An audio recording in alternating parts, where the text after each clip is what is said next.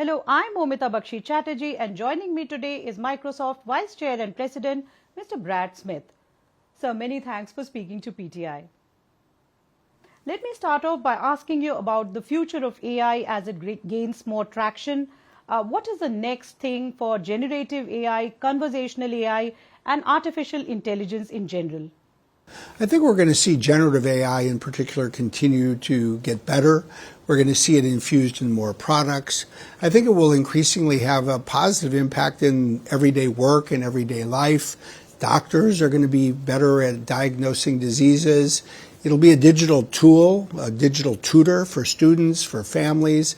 I think for those of us who work with, say, email or writing, it will be a very helpful tool, an assistant, a co-pilot, if you will, for what we need to do. Is there a need for that? That is AI or generative or conversational AI? I think it is both AI in general, but generative AI in particular.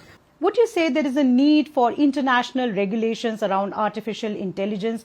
Is there a need perhaps to pause or rethink or put brakes on AI till we figure it out? I think we do need laws and regulation both at a national and an international level.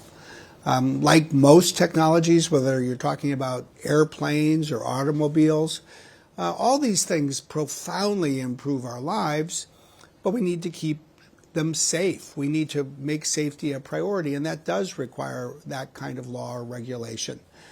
I don't think it's really possible to slow the pace of technology.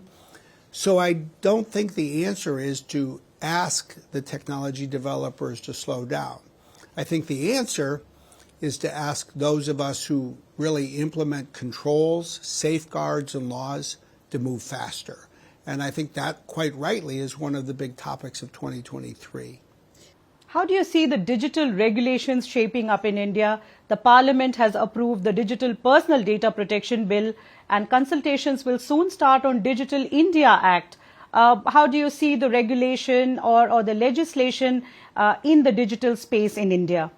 I'm very encouraged by the types of steps I've seen the government of India take over the past year. The privacy law, I think, is a good law. It protects people, but does it in a pragmatic way that enables innovation to flourish. There's more work that will be done to implement it through regulations. And now we'll focus on what comes next. And obviously what comes next is in part laws and regulation for AI, the Digital India Act. And believe me, people around the world will be very interested in reading it and thinking about it, probably commenting on it when it comes out within the next few weeks. You have penned a blog on AI and specifically AI in India. Would you like to capture some of the key takeaways from your blog post? I think there's three pieces of advice I would offer for consideration. One is build on laws that exist already. There are many laws that ensure that consumers are protected, that companies avoid unlawful discrimination. That will apply even as people use AI. So it requires that courts, that lawyers, that companies, the government agencies all develop AI expertise. Second, I think it's important to put safety as a high priority. As these more powerful AI models are developed, I think it's right that both nationally and internationally, there is a real focus on protecting the public. And third, I think India benefits if there's a real prioritization around innovation together with safety and international harmonization. The Indian economy is so connected with the rest of the world. India has such a strength in terms of its engineering population, in the innovative momentum that it's got, and I think that too needs to play a part. What is your take on India's digitization journey? And do you think in a year where India has G20 presidency, there is a case for showcasing the DPI and how it can be replicated perhaps to other markets? Absolutely. I don't think there is any country in the world that has seen as much progress since the year 2020 began as India when it comes to digital technology. And certainly the digital public infrastructure of India perhaps illustrates that better than anything else. And when I look at the situation here in India today and compare it to, say, 12 months ago when I was here, what we're seeing is this digital public infrastructure not only continuing to advance here, but increasingly other countries wanting to embrace it. So this G20 meeting is, I think, a very important opportunity for India. It's a showcase for the world of everything that is going forward here, including India's leadership in digital technology. How does Microsoft look at the India market, not only in terms of the opportunities, the potential of the market itself, but also skills and talents and investments?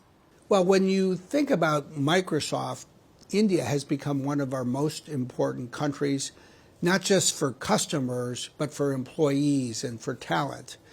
Even in a year where the tech sector, in some respects, needed to shed some jobs, India grew for Microsoft. We have more employees here today than we did 12 months ago. We have enormously talented people here. I don't think that should be a surprise to anybody.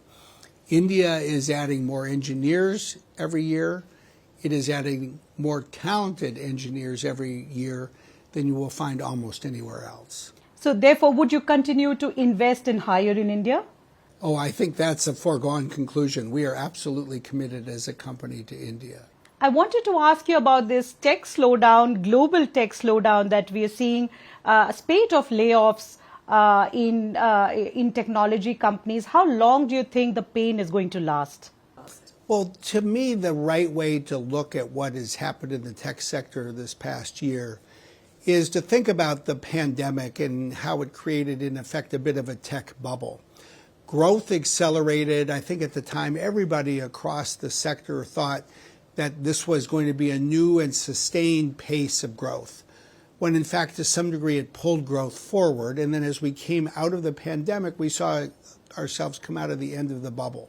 So growth rates subsided. People realized that they had grown too much. They couldn't sustain the level of employment. But from a long-term perspective, if you look at this decade and now you add AI to everything that was happening already, I think we should be optimistic and even bullish on technology.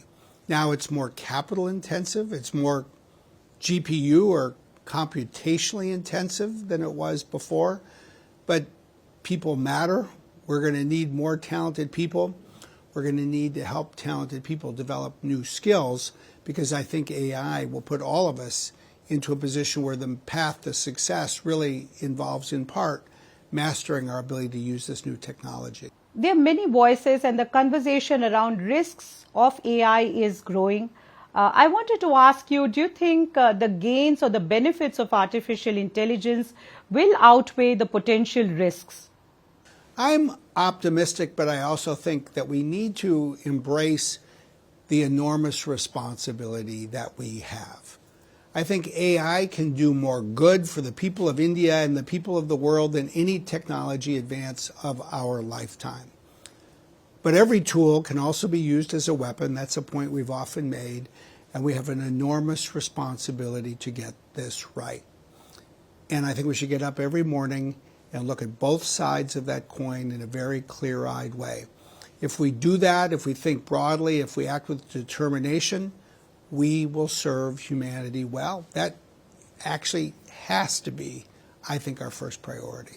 Mr. Smith, it was wonderful speaking to you. Thank you so much for speaking to PTI. Thank you.